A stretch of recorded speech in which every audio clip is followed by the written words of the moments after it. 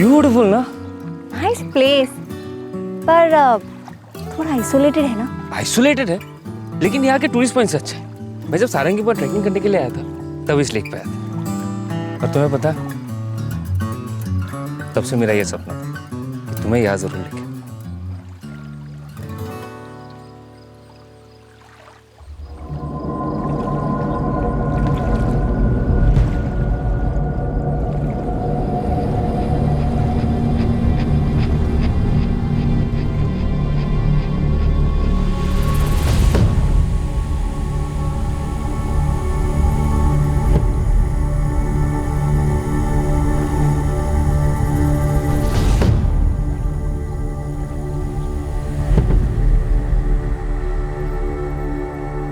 गौरव Roy trekking के लिए तारदुर्ग hill station पहले कई बार आ चुका था। गौरव का सपना था कि वो अपनी गर्लफ्रेंड को सारंगी पॉइंट के पास वाली लेक पर जरूर लेकर आएगा।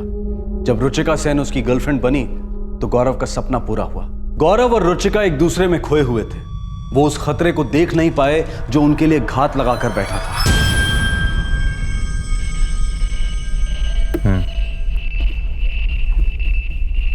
ठीक।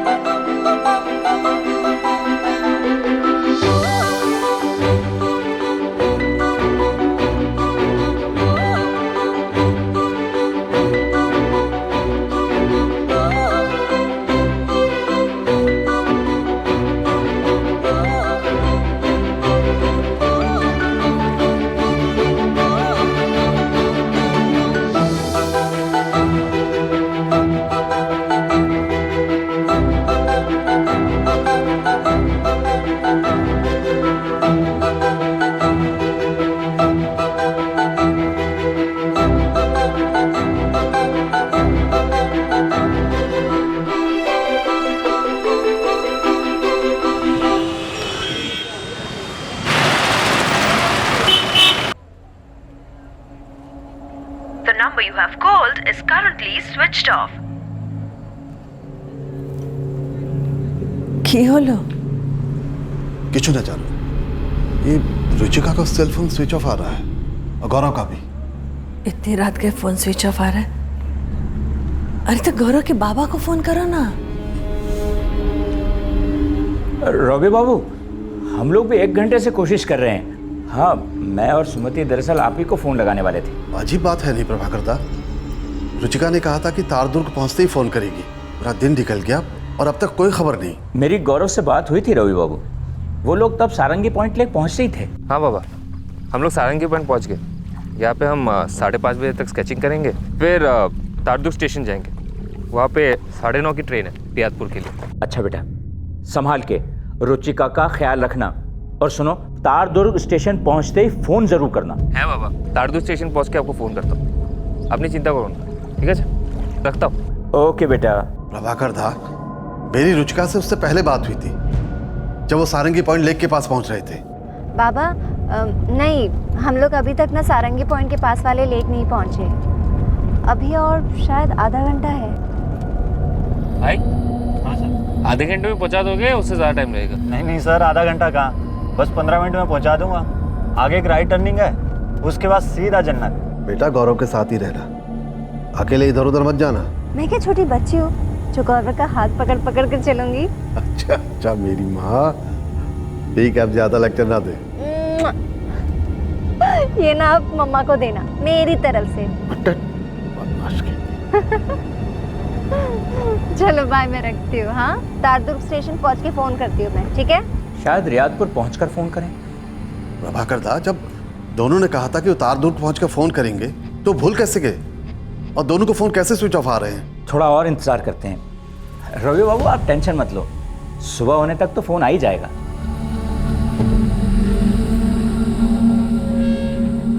सुबह तक वेट करने को कह रहे हैं। गौरव और रुचिका दोनों का परिवार तारदुर्ग से कुछ 1500 किलोमीटर दूर पाकिरगढ़ सिटी में रात भर सोया नहीं। सुबह आई, दोपहर हुई, शाम आई, लेकिन उनके बच्चों की कोई खबर नहीं आई। गौरव और रुचिका के सेल फोन्स एकदम खामोश पड़ गए थे। तारदुर्ग से दोनों कहीं जाने वाले थे। हो सकता है कि लास्ट मिनट में कोई प्लान में बदलाव आ गया हो। अगर प्लान में कोई भी बदलाव आता तो मेरी बेटी रुचिका फोन जरूर करती। वो दिन में रोज 2 बार फोन करती है मुझे। गौरव मुझे फ़ोन करता सर। हमें तो लगता है कि कोई सीरियस प्रॉब्लम हो गई, वरना ऐसा हो ही नहीं सकता कि वो हमें कांटेक्ट ना करे। आपने रियादपुर में उनके घर फोन किया था? जी किया था, 2-3 बार किया था। मकान वाली से बात हुई हमारी। जी लौटे नहीं अभी। ओ जी वहीं से आ रहा हूँ मैं, फ्लैट पे ताला लगा हुआ है। उनके पड़ोसी है ना भल्ला साहब, मेरी उनसे ही बात हुई है। वो कह रहे भी पहुंचे नहीं है वापस दोनों। देखिए रॉय बाबू और सेन बाबू, मैं यहाँ अभी एक डायरी एंट्री कर सकता हूँ। बाकी मिसिंग कंप्लेंट तो सिर्फ रियादपुर में ही दर्ज हो सकती है, क्योंकि आपके बच्चे रहते तो वही है ना।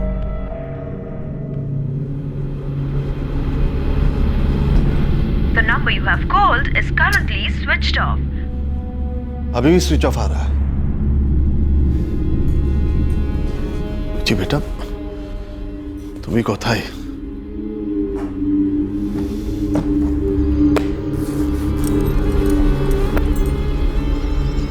सुनो जी, ऐसा कभी नहीं हुआ कि गौरव हम लोगों को फोन ना करे। खूब भय लागছে, कहीं लोगों को कुछ हो तो नहीं गया। सुमति ऐसा नहीं बोलते। वो बच्चे हैं हमारे, उन्हें कुछ नहीं होगा। चुप हो जाओ।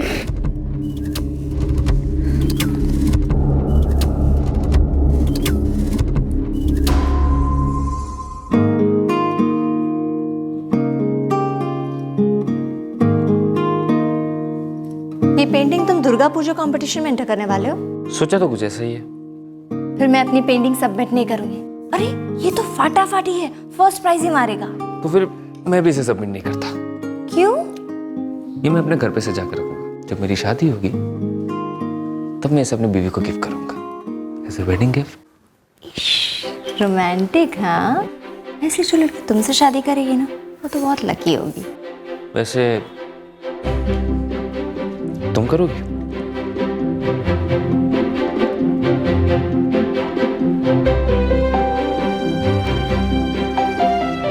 क्या हुआ? मुझसे शादी करोगी मिस रुचिका से? मैं तुमसे 2 साल बड़ी, समझे? ठीक है, 2 साल बाद मैं जब बड़ा हो जाऊंगा फिर शादी कर लेते हैं। अब तो ये पेंटिंग हमारी शादी का इंतजार करेगी।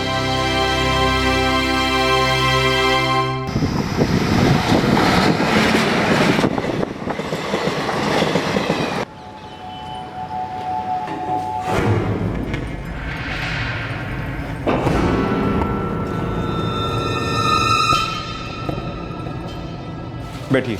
मिस्टर रॉय, मिस्टर सेन, हमें पाकिरगढ़ से आई डायरी एंट्रीज मिली। सर हमने उनके यहाँ पलसूरी सेक्टर 3 में, जो कि एक किराए का मकान है, वहाँ चेक किया था। वो अभी तक नहीं लौटे। तारदुर्ग रियादपुर एक्सप्रेस ट्रेन की लास्ट 4 दिन की सभी ट्रेन लिस्ट छान मारी है। वो इनमें से किसी भी ट्रेन में नहीं थे। 4 दिन हो गए, हमारे बच्चों की कोई खबर नहीं है। हमें बहुत डर लग रहा सर। तारदुर्ग में जिस होटल में रुके थे वहाँ चेक किया? जी हाँ सर, मैंने कॉल किया था। 4 दिन पहले 16 अक्टूबर के सुबह चेकआउट कर गए। कह रहे थे सारंगी पॉइंट के पास वाले लेक पर जा रहे हैं, और रात में रियादपुर के लिए उनकी ट्रेन भी थी। उसके बाद दोबारा उनको नहीं देखा।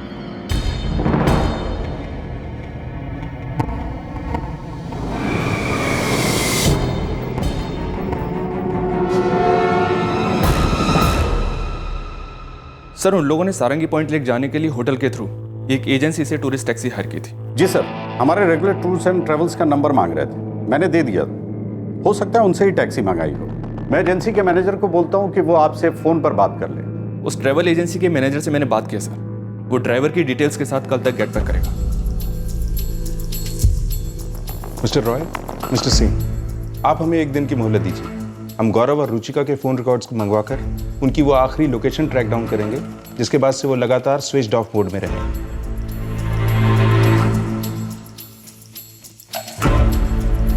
गौरव के पिता प्रभाकर रॉय और रुचिका के पिता रविंद्र सेन दोनों ने रियादपुर में अपना ठिकाना बना लिया। वो अपने बच्चों की खबर सुने बगैर रियादपुर छोड़ने वाले नहीं थे। 5 दिन हो चुके थे, लेकिन रुचिका और गौरव की कोई खबर नहीं थी। छठा दिन आया और अपने साथ एक खबर लेकर आया जिसने सबके होश उड़ा दिए।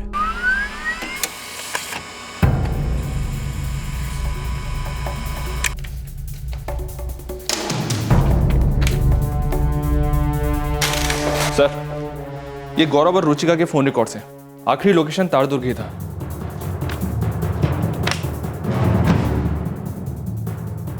समझो वो अभी तारदुर्ग में ही है। सोचा होगा कुछ दिन और रुक लेते हैं, कुछ जगह और देख लेते हैं, लेकिन फोन स्विच ऑफ क्यों करेंगे?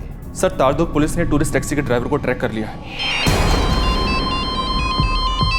हाँ साहब, मैं ड्राइवर विजय खत्री बोल रहा हूँ साहब। क्या बात हुई साहब? कोरावल पुलिस स्टेशन आ जाओ। आ जाता हूँ साहब, पर आप बुला क्यों रहे हैं साहब? तेरे घर आके बताऊं तुझे क्यों बुला रहे हैं? गाड़ी भिजवाऊं तेरे लिए? नहीं साहब, ऐसी तो कोई बात नहीं है साहब। दरअसल ना बात ऐसी है ना वैसी है विजय खत्री, सीरियस मामला है, फटाफट आ जा। ठीक है साहब, बस मैं पहुंचा समझो साहब। विजय खत्री, 16 अक्टूबर को तुमने होटल शिखर रत्न से गौरव रॉय और रुचिका सेन को पिकअप किया था। एक जवान कपल था। हाँ साहब, किया ना।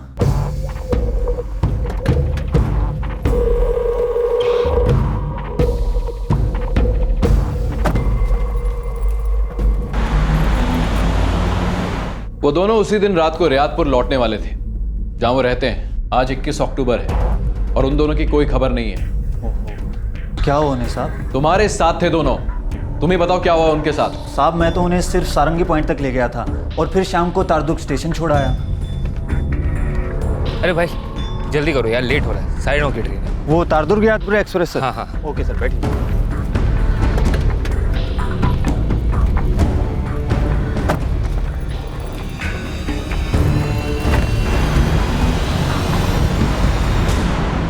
लेफ्ट राइट करते हुए करीब 9:10 को हम तारदुर्ग स्टेशन पहुंचे साहब। 9:30 की उनकी ट्रेन थी।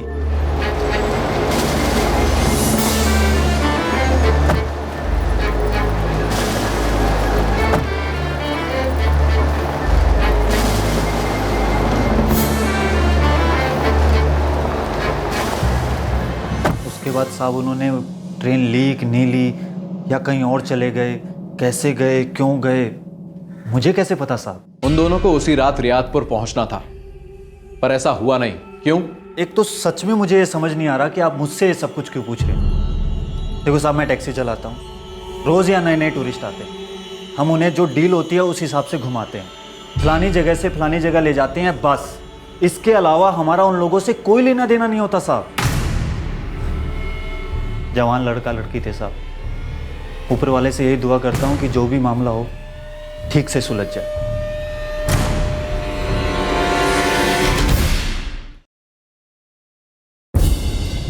हाँ, हम लोग पुलिस स्टेशन में ही हैं। 6 दिन हो गए, गौरव और रुचिका के बारे में कुछ भी नहीं सुना। ये पुलिस वाले कर क्या रहे हैं? ना ना, ये तो असंभव, ऐसा हो ही नहीं सकता कि वो दोनों कहीं घूम फिर रहे हैं और 6 दिनों से अपने माँ बाबा को फोन तक नहीं किया। मिस्टर सेन, मिस्टर रॉय, करता हूँ। आप लोग अंदर आइए प्लीज। चारू, मैं तुमसे बाद में बात करता हूँ। इंस्पेक्टर साहब ने अंदर बुलाया, शायद कोई खबर है। रियादपुर पुलिस ने टूरिस्ट टैक्सी ड्राइवर से बातचीत की और उसने बताया कि वो उन्हें सारंगी पॉइंट लेक से तारदुर्ग रेलवे स्टेशन ले गया था और वो वहाँ टाइम पर पहुँचे थे। गाड़ी छूटने का सवाल ही नहीं उठता है।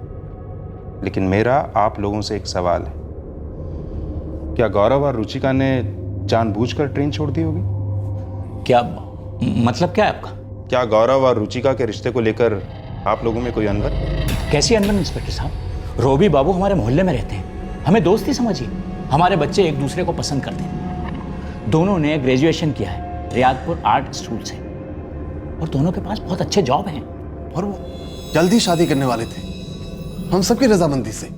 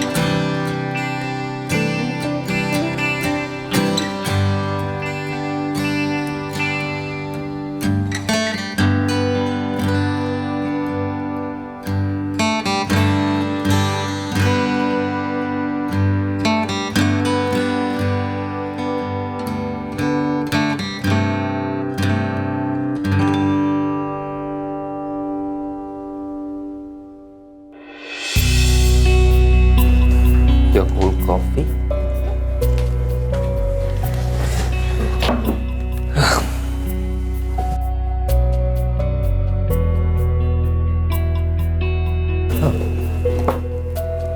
तुम कुछ कहना चाहती हो? तो कहती क्यों नहीं? एक्चुअली मैं सोच रही थी कि कुछ कहूँ या कुछ पूछूं। कहो? नहीं, एक्चुअली पूछती हूँ। अच्छा वाह, पूछो। तुम्हें याद है वो पेंटिंग जो तुमने उस लड़की के लिए बनाया था जिसके साथ तुम शादी करने वाले हो? हाँ, है एक लड़की, रुचिका सेन है उसका नाम। एकदम फाटाफाटी लड़की है। तो तुमने उसे शादी के लिए प्रपोज किया? क्या जवाब दिया उसने? क्या है ना, मैं उस लड़की को दिल से प्यार करता हूँ। अगर वो शादी के लिए इनकार भी कर दे तो वो पेंटिंग उसके लिए हमेशा इंतजार करेगा। तो जाके कह दो उस पेंटिंग से और इंतजार ना करे।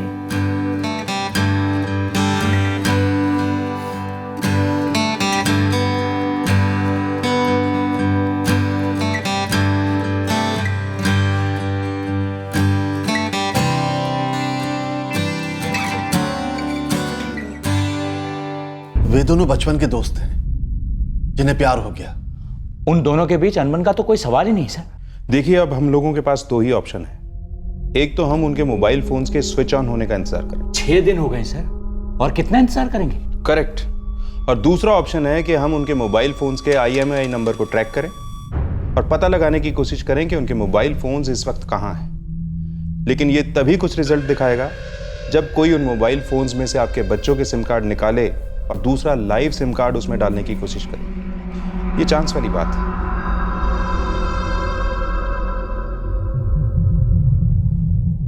जब किसी के बच्चे गायब हो जाएं, तो चांस का हर तिनका मायने रखता है। रॉय और सेन परिवार चांस के इस तिनके को ऐसे पकड़े हुए थे जैसे कोई मझधार में लकड़ी के टुकड़े को पकड़ता है। एक ही तरीका था उनके लिए ये जानने का कि आखिर उनके बच्चों के साथ हुआ क्या है। अगर उनके बच्चों के फोन्स कोई तीसरा इस्तेमाल कर रहा है तो क्या मतलब बनता है इसका?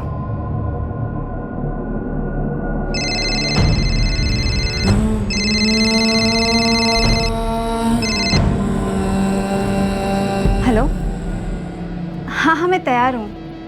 10 मिनट में क्लॉक टावर पर पहुँच जाऊँगी। हाँ ठीक, बाय।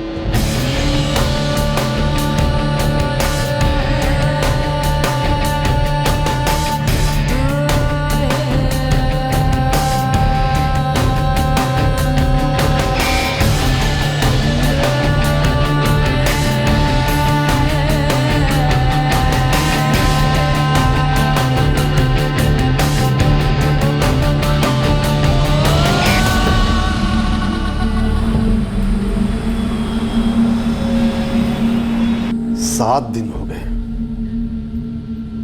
हमारे बच्चों की कोई खबर नहीं। कितने खुश हैं वो एक दूसरे के साथ, कितना प्यार करते हैं एक दूसरे से। पता नहीं कहां चले गए। प्रभाकर दा, आपको लगता है वो दोनों हम सबको बिना बताए कहीं जाएंगे? हमारे बच्चे ऐसा करेंगे? उन्हें मालूम है हमें फिक्र होगी उनकी, फिर वो ऐसा क्यों करेंगे? वो ऐसा कर तो नहीं सकते। मुझे लगता है वो कहीं गए नहीं है। अपनी मर्जी से तो नहीं गए। काश कि वो अपनी मर्जी से ही कहीं चले गए हों, ताकि अपनी मर्जी से ही वापस आ जाएं। मैं कुछ और सोचना ही नहीं चाहता। मैं कुछ भी नहीं सोचना चाहता रवि बाबू। मैं भी कुछ और नहीं सोचना चाहता हूं। आंखों के सामने ऐसे ऐसे नजारे आते हैं कि बदन का पूरा खून ठंडा हो जाता है, बर्फ की तरह।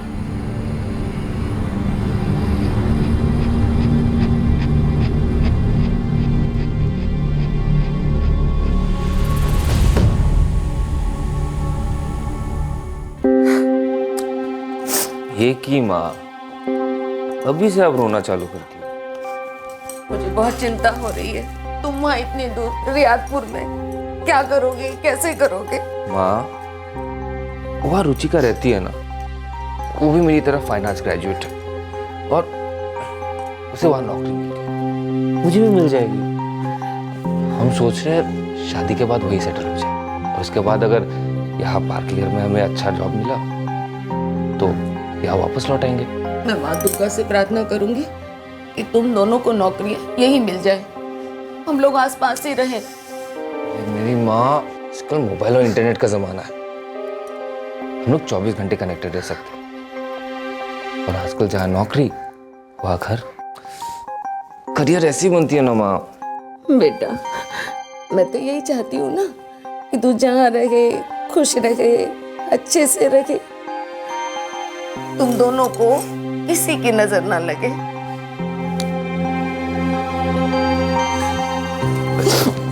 अब रोना मत माँ।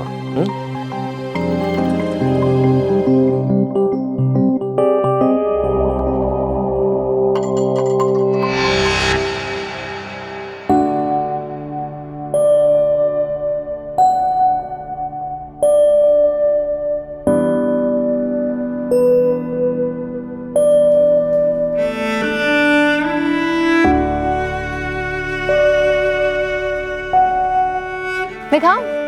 अभी नहीं, बाद में। दिखाओ ना, दिखाओ ना। नाइस। अब ये अभी देखने की क्या जरूरत है? क्यों? ये तो देखे हो ना तुम।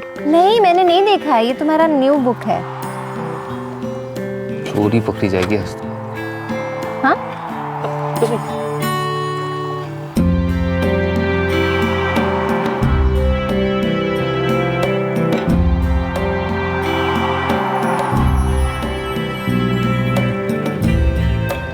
जब दिल चुराए मिस्टर रॉय, तो ये चोरी क्या चीज है? गौरव, बोलो ना, हम ये शादी वाले कपड़े कब पहनेंगे? शादी वाली कपड़े? अब जब मेरा जॉब परमानेंट हो जाए तब। वो तो 3 महीने में हो जाएगा। फिर 3 महीने में हम भी परमानेंट हो जाएंगे, और उसके बाद कभी रिटायर नहीं। सो मिस रुचिका से डन।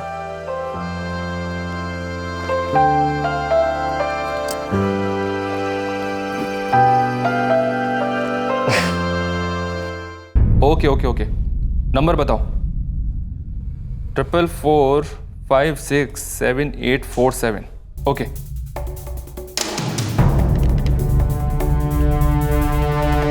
हाँ, एक नंबर नोट करो, 444567847। पता करो कि इस नंबर के सिम कार्ड को कौन इस्तेमाल कर रहा है। जल्दी पता करो। ये सिम कार्ड उस मोबाइल फोन में है जो रुचिका सेन का था। ये वही लड़की है जो तार दुर्ग से अपने मंगेतर गौरव रॉय के साथ गायब हुई है।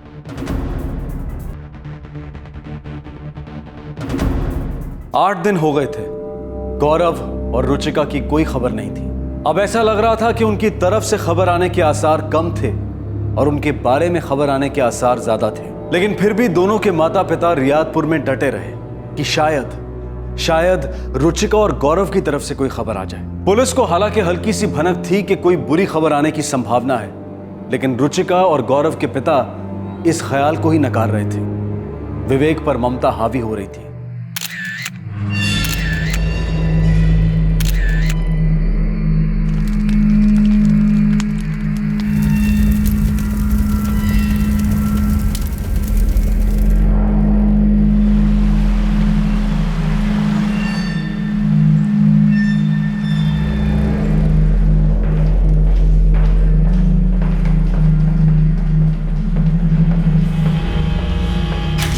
सर, रुचिका का मोबाइल फोन इस्तेमाल हो रहा है।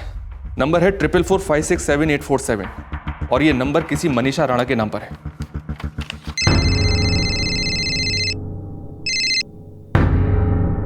ये तारदुर्ग का लोकल नंबर है और 7 दिन पहले रुचिका के मोबाइल में इंसर्ट किया गया है।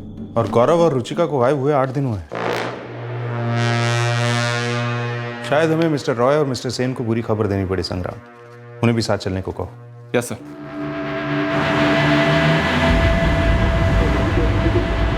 ये मनीषा राणा कौन है? हमें अभी तक पता नहीं है मिस्टर सिंह। ये अजीब बात है, हमारी बेटी रुचिका का फोन कोई और इस्तेमाल कर रहा है। वही तो।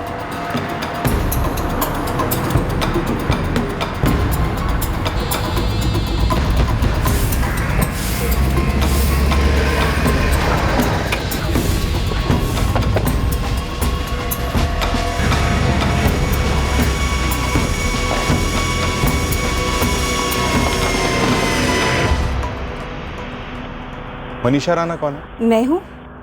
आप लोग कौन हैं? ये फ़ोन नंबर 444567 ये आपका है? जी हाँ, मेरा है। अपना फ़ोन ले आइए। क्यों? लेकिन आप लोग हैं कौन? हम पुलिस वाले हैं और ये सब लोग रियादपुर से आए हैं। पुलिस वाले?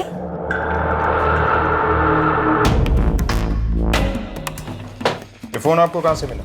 तोहफे में मिला है। 8 दिन पहले मिला था ये तोहफा। सर कुछ नहीं मिला। साहब, आप बताएंगे भी कि आपके लोग ढूंढ क्या रहे हैं? ये तोहफा आपको किसने दिया? मेरे छोटे भाई ने दिया था पिछले हफ्ते मेरे बर्थडे पे। क्या करता है? टूरिस्ट टैक्सी चलाता है। विजय नाम है ना? विजय खत्री। मेरी बात ध्यान से, बड़े ध्यान से सुनिए मनीषा जी। ये फोन हम लेके जा रहे हैं, ठीक है?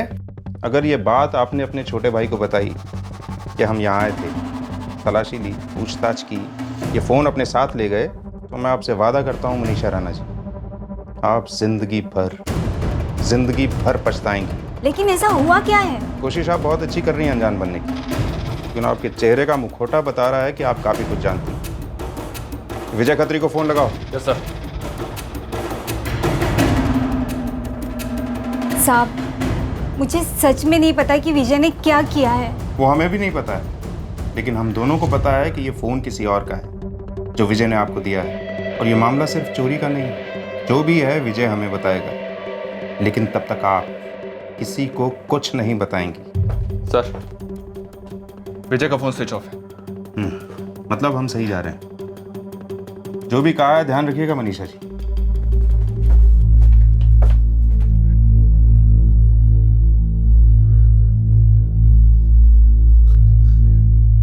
ये फोन मेरी बेटी का है।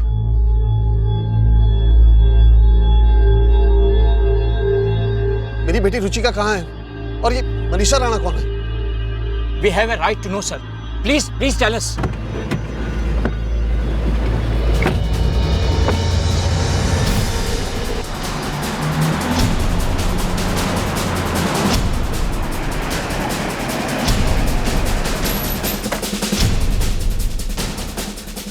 सर देखिए, हम भी आपके साथ चलेंगे। आप लोग हमें कुछ बताते ही नहीं। आप लोग प्लीज यहीं पे वेट कीजिए, हम आपको बताते हैं।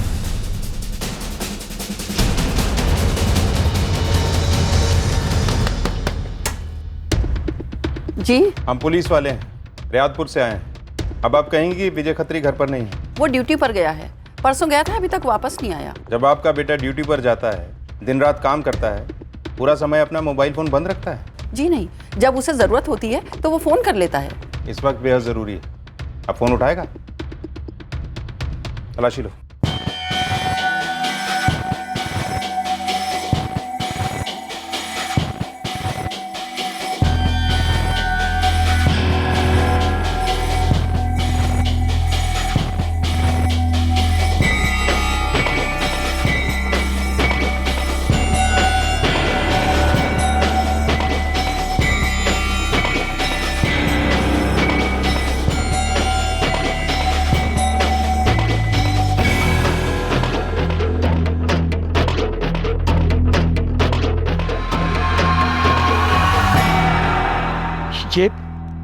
ये मेरे गौरव का स्केच है।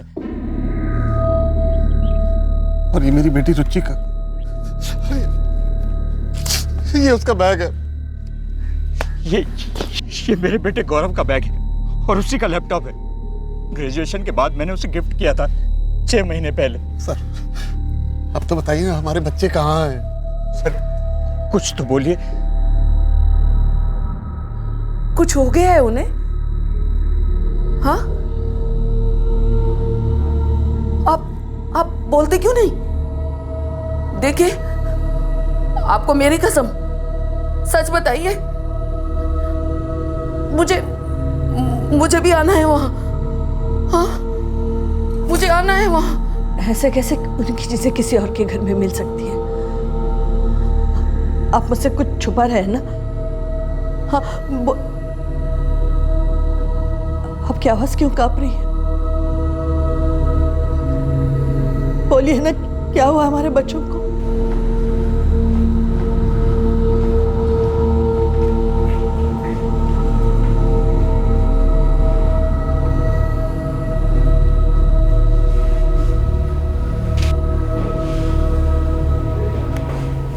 मैंने मेरे सारे खबरियों को काम पर लगा दिया है। विजय खत्री ज्यादा दूर नहीं भाग पाएगा। वो आपके हाथों में था, यहाँ इसी थाने में। हाँ, तब हमने सोचा नहीं था कि वो इन सब के पीछे होगा। यहाँ रोज रोज तो ऐसा होता नहीं है। इसीलिए ये ज्यादा जरूरी था इंस्पेक्टर ने की। ड्राइवर विजय खत्री आखिरी आदमी था जिसके साथ वो लास्ट देखे गए थे। जरूरी था कि आप उसके घर की तलाशी लेते। तब सिर्फ 5 दिन हुए थे उन्हें गायब हुए। ये सारी चीजें तभी मिल जाती खत्री लॉकअप में होता और सारे सवालों के जवाब दे रहा होता। विजय खत्री लॉकअप में होगा, बहुत जल्द होगा इंस्पेक्टर, और सारे सवालों के जवाब हम उसके हलक से कुरेद कुरेद कर निकालेंगे। तारदुर्ग हिल स्टेशन पर छाई मायूसी और निराशा की धुंध अब खुल गई थी और एक कड़वे सच का चेहरा सामने आ गया था।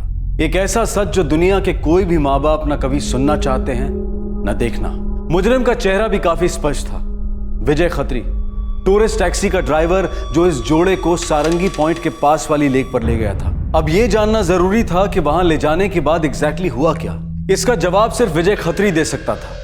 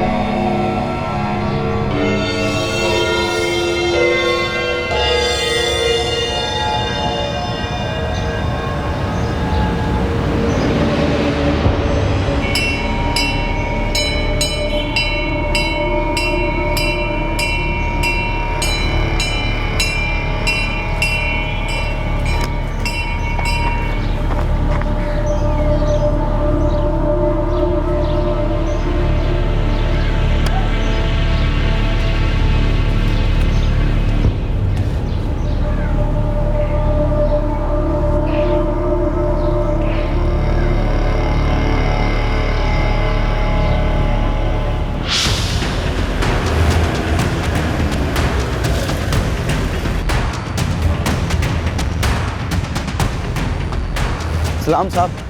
अच्छे जो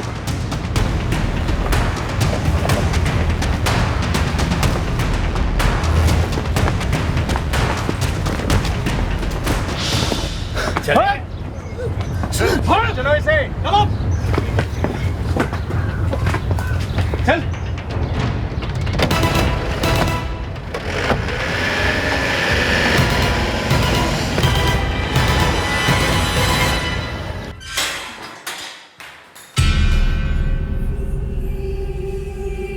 पहले बुलाया था तो सच बोल सकता था, अब घसीट कर लेकर आया हूं तो सच अंदर से निकलेगा।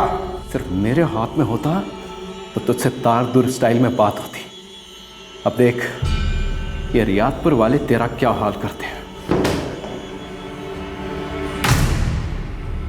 इंस्पेक्टर, ये अब आपका, जो मर्जी है कीजिए, जैसे मर्जी है कीजिए। अगर इसके हाथ पांव तोड़ने या कमर तोड़नी है तो हमारे पास एक कांस्टेबल है, बेस्ट। जरूरत पड़ी तो बुलवा लो। Thank you.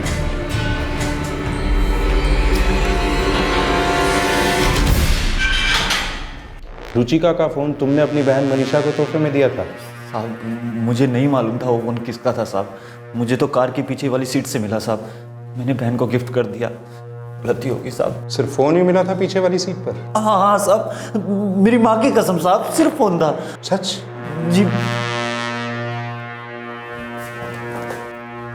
और हमें यह मिला था तुम्हारी माँ के सामने से तुम्हारे घर से, और ये मिला था। ये कहां से आया विजय खत्री? कहां से आया? कार के सामने की सीट से, डिग्गी से? अब बोल भी। मैंने कुछ नहीं किया था। कुछ नहीं किया तो रो क्यों रहे?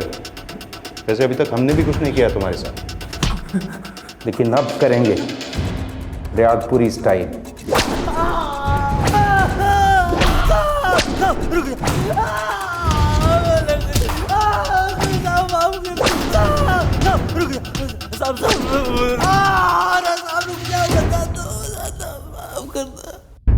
हाँ भैया, कल के लिए एक टैक्सी चाहिए। सारंगी पॉइंट के पास वाले लेक में जाना है। उसके बाद 9 बजे तारदुर्ग स्टेशन, 9:30 की ट्रेन है। मिल जाएगी सर। बोलिए कितने बजे चेकआउट है आपका? 9 बजे नाश्ता करने के बाद। मैं ठीक 8:45 बजे शिखर रत्न होटल टच हो जाऊंगा सर। आप एक काम करना, आपका चेकआउट हो ना तो आप मेरे को बता देना सर, मैं लॉबी में आ जाऊंगा।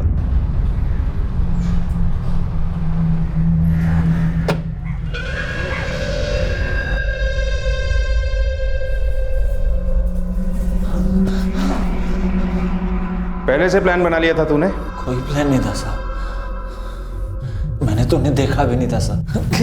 फिर प्लान कब बनाया? उन्हें देखने के बाद? ऐसा क्या दिखाई दिया था उनमें?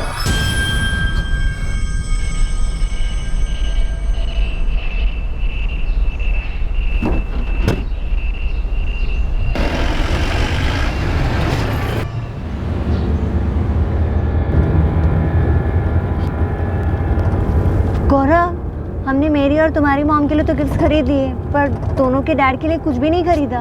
सामने एक हैंडीक्राफ्ट का दुकान है, वहाँ चलते हैं, वहाँ से कुछ ले लेंगे। अब थोड़ा महंगा है लेकिन अच्छा क्वालिटी। अब विजय। हाँ सर। वो जो सामने हैंडीक्राफ्ट का दुकान है ना? हाँ सर, समझ गया, रोक दूंगा।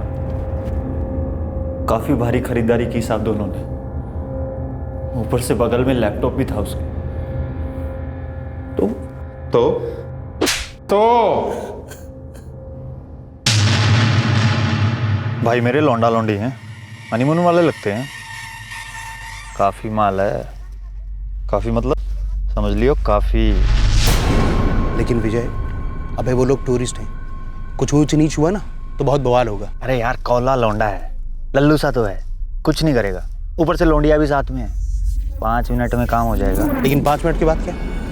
अबे वो तो तुझे जानते हैं ना, तू कौन है, कहाँ से। सीधा जाएंगे पुलिस स्टेशन और हम लोग के पिछवाड़े घुसेगा डंडा। अगर ऐसा हो कि वो दोनों कभी पुलिस तक पहुंच ना पाए और पुलिस भी दोनों को ना ढूंढ पाए तो? मतलब?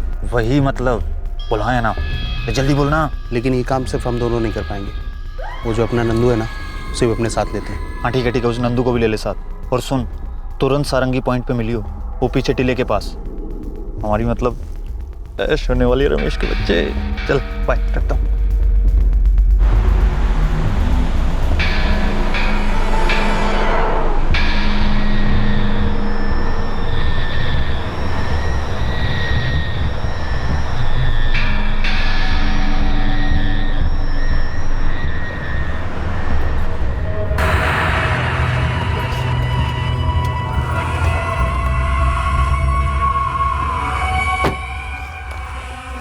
मस्त है ना? ये लीजिए सर, आ गया आपका पॉइंट। आप लोग एंजॉय कीजिए सर। सर मुझे एक ना छोटा सा काम है 1 घंटे का, मैं निपटा के आ सकता हूँ सर, प्लीज़ सर। वैसे भी आप लोगों को यहाँ कम से कम 1 घंटा तो लगेगा ही सर। मैं आपका सामान भी यहीं उतार देता हूँ। हाँ हाँ उतार दो। वैसे भी मेरा बस चले तो मैं ज़िंदगी भर ही रुक जाऊँ।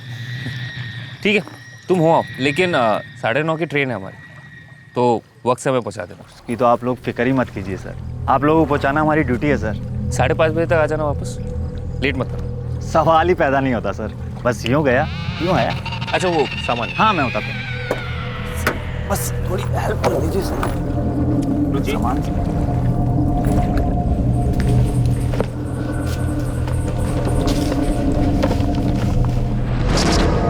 ठीक है सर, मैं चलता हूँ। ठीक है बाय।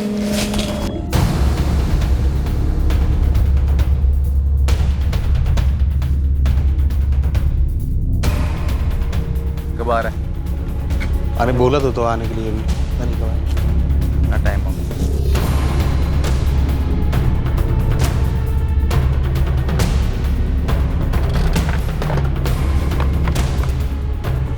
छः तक पहुंचना है।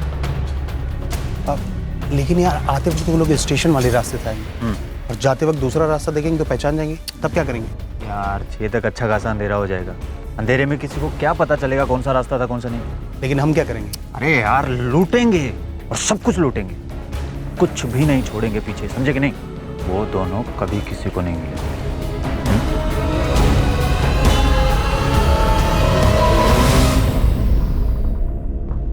टूरिस्ट टैक्सी ड्राइवर विजय खत्री ने अपने 2 दोस्तों को भी इस प्लान में शामिल कर लिया। विजय खत्री ये समझ रहा था कि गौरव रॉय और रुचिका सेन बहुत अमीर हैं और अपने साथ काफी कैश लेकर तारदुर्ग आए हैं। उसने ये मान लिया था कि उनके पास से उसे काफी पैसा मिल जाएगा।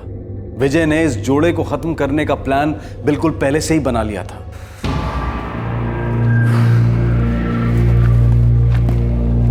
कोई दिखाई भी नहीं दे रहा, भी नहीं ले सकते। देखो ना एक बार फिर से कॉल करो। कब से तो ट्राई कर रहा हूँ, किसी और का नंबर क्या?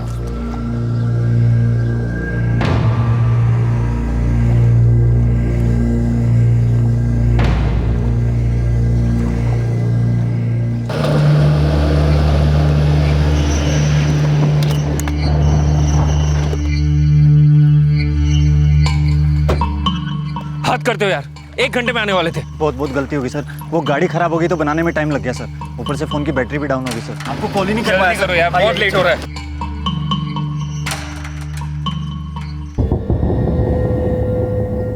ये गाड़ी के अंदर कौन है? कोई नहीं है सर, बैठिए ना। कोई नहीं का क्या मतलब? ये टैक्सी हमने बुक की है ना, तो इसमें आप किसी और को नहीं बिठा सकते, उसे अभी उतारो। मैडम मेरी बात सुनिए, वो मेरे गांव वाला ही है मैडम, वो गाड़ी खराब हो गई तो उसने मेरी मदद की मैडम। मैडम उस चक्कर में बेचारे की बस ही छूट गई। प्लीज़ सर, 20 मिनट का तो रास्ता है, उसके बाद उसको कोई बस नहीं मिलेगी मैडम। प्लीज़ मैडम एडजस्ट कीजिए ना प्लीज़ सर। ऑप्शन भी नहीं है यार हमारे पास। चलो चलो सर, वो ट्रेन भी निकल जाएगी, टाइम हो रहा है।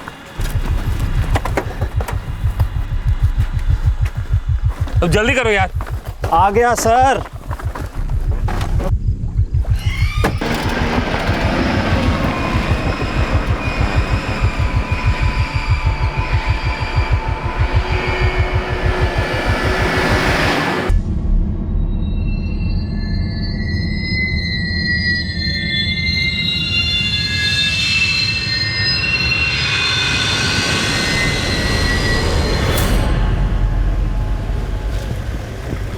भाई जी, बामापुर गांव तक छोड़ दोगे? क्या हुआ? 1 घंटे से खड़ा हूँ, अभी तक बस नहीं आई। घर पर बच्चे बीमार है भाई, बहुत मेहरबानी होगी आपकी। साहब कुछ ज्यादा नहीं हो रहा है? अगर हमें सबको बिठा बिठा के लेके जाना होता तो हम लोग टैक्सी क्यों करते? बस में चले जाते ना। सर पुराना मानो एक बात बोलूं सर, पर कभी इस इलाके की बसों में बैठोगे ना आप, तो आपको समझ आ जाएगा कैसी है यहाँ की बसें। अरे हमें तुम्हारी लेक्चर नहीं सुननी, हमें स्टेशन पहुंचना है, जल्दी चलो यहाँ से। लेक्चर वाली कोई बात नहीं थी मैडम। देखो मैडम, आप लोग तो पढ़े लिखे हो, इतने समझदार हो, अच्छी अच्छी बातें जानते हो। सच में इस इलाके की बहुत हालत खराब है। हम टैक्सी वाले जितने भी हैं ना, इन गांव वालों की खूब मदद करते हैं, पूरे गांव वाले भी हमारी खूब मदद करते हैं। क्यों भाई? हाँ हाँ साहब तरस खा लो ना बेचारे पे, बेटी बीमार है, कहीं कुछ हो गया, और ये बमावर गाँव तो पास में ही है, छोड़ देंगे ना साहब? अच्छा ठीक है, लेकिन इसके बाद गाड़ी कहीं नहीं रुकनी है। हाँ हाँ पक्का। ओए बैठ, चल चल, आराम से बैठियो। हाँ सामान है संभाल के। हाँ सब।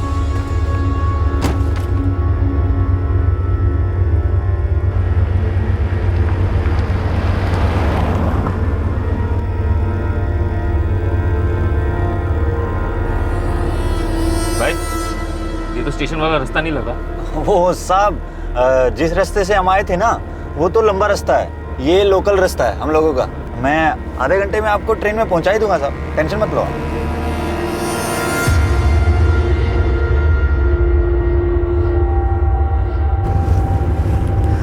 गौरव, ये जो पीछे 2 लोग हैं ना, ये लोग मुझे घूर रहे हैं और पीछे से शराब की बदबू भी आ रही है।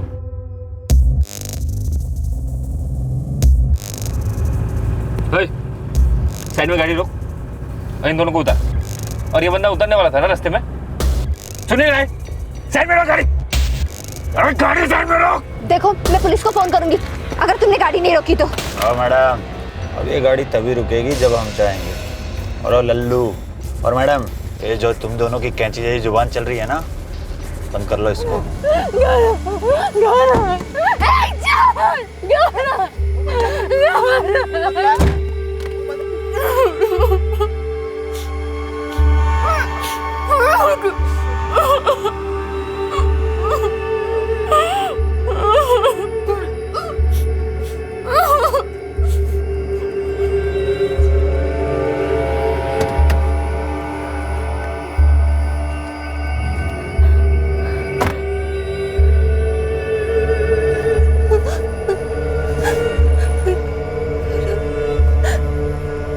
उठो ना। क्यों? तुम लोग नहीं मनाओगे सुहाग रात है? बहुत टाइम हो गया, खत्म करना होगा उसको।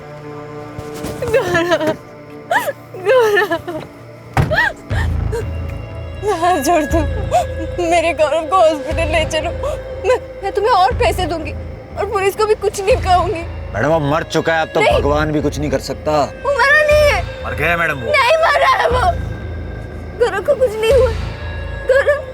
गौरव उठो ना, देखो ना ये क्या हो रहा है। मैडम आपको अपना गौरव इतना ही प्यारा है तो आपको आपके गौरव के पास पहुंचा ही देता हूँ। आप भी खुश, हम भी खुश।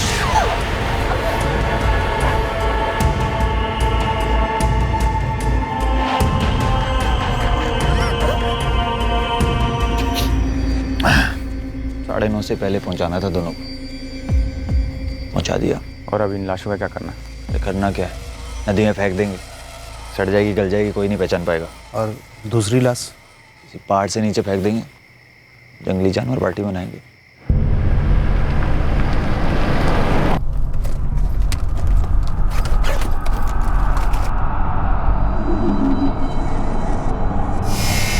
तो कितने हैं? 25। क्या है बे? इतना सब कुछ किया, इतना जोखिम उठाया और ये हाथ लग गया। रमेश, तू बुलाया मेरे को? अबे मुझे क्या पता था कंगाल पार्टी है।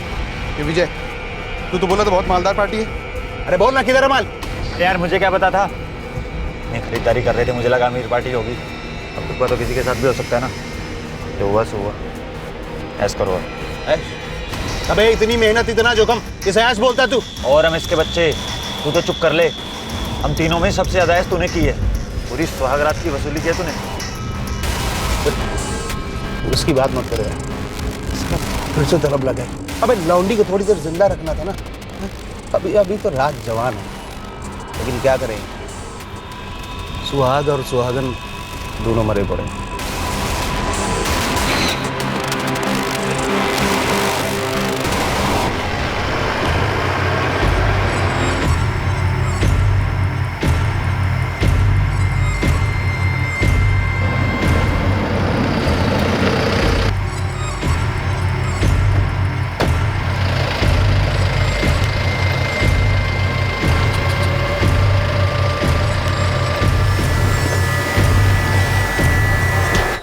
लैपटॉप, एक मोबाइल फोन और चंद हजार रुपयों के लिए तुमने एक मासूम जोड़े की जान ले ली।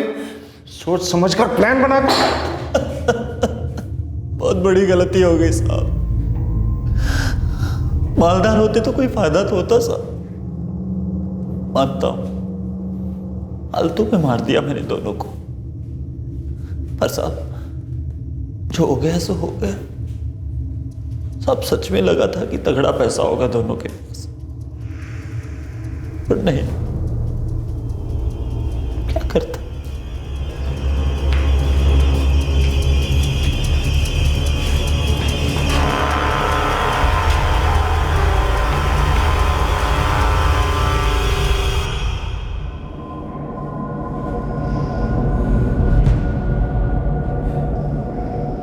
उस पहाड़ी की हमने एकदम डिटेल सर्च की।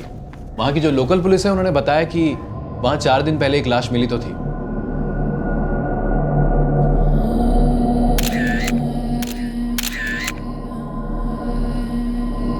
ये उस लाश की फोटो है।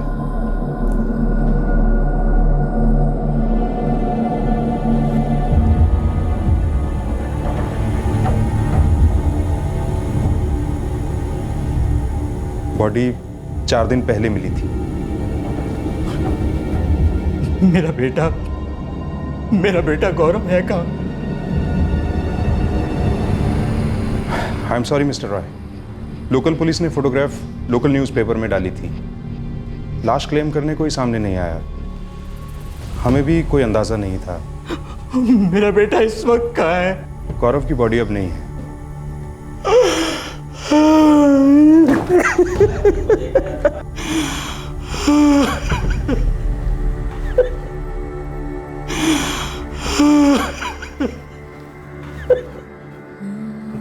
रुचिका, मेरी बेटी रुचिका।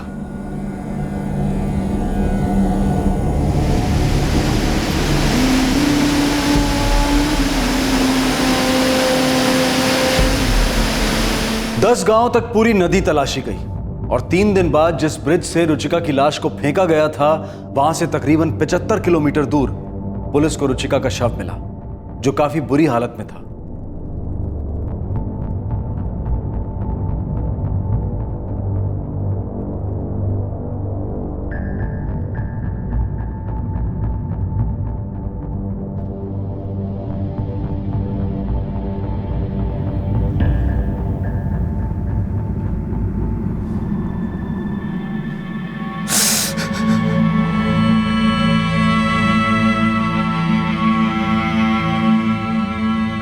मिस्टर सेन, बॉडी की हालत काफ़ी ख़राब है।